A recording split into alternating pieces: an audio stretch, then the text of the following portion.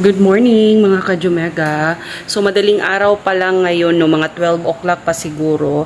So hindi na ako natulog dahil sasama ako ngayon sa aking Jusawa papuntang Dapitan. So sasakay na naman ako sa wing van. So yan, samahan nyo kami at ibablog ko ang aming journey papuntang Dapitan. So first time ko palang makapunta ng Dipolog. So tara at samahan nyo ako.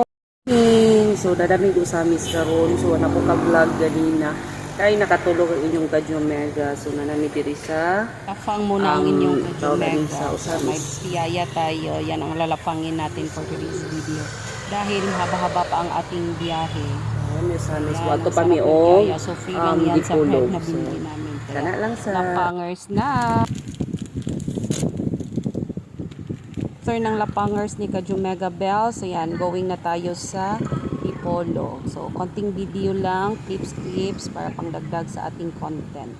So we're here na in Sinakaban.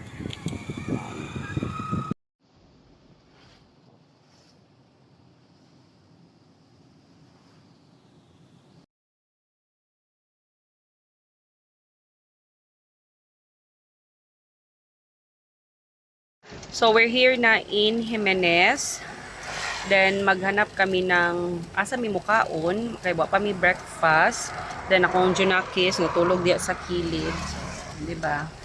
Buhay Brahidora ang inyong ka-Jumega. So update ko kayo mamaya. Aluran.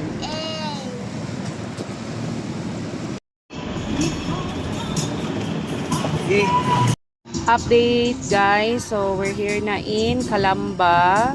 So meron na kaming i-drop off dito na item.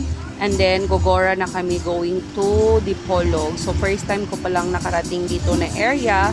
Kaya parang na-amaze pa ako. So kaya update lang ako mga ka-Jumega Bells.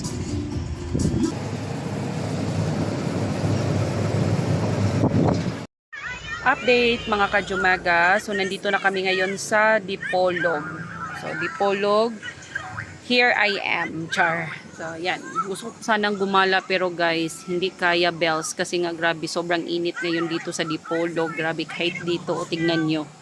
Grabe sobrang init. So nandito kami ngayon sa dump site kung saan namin ihulog yung ibang item.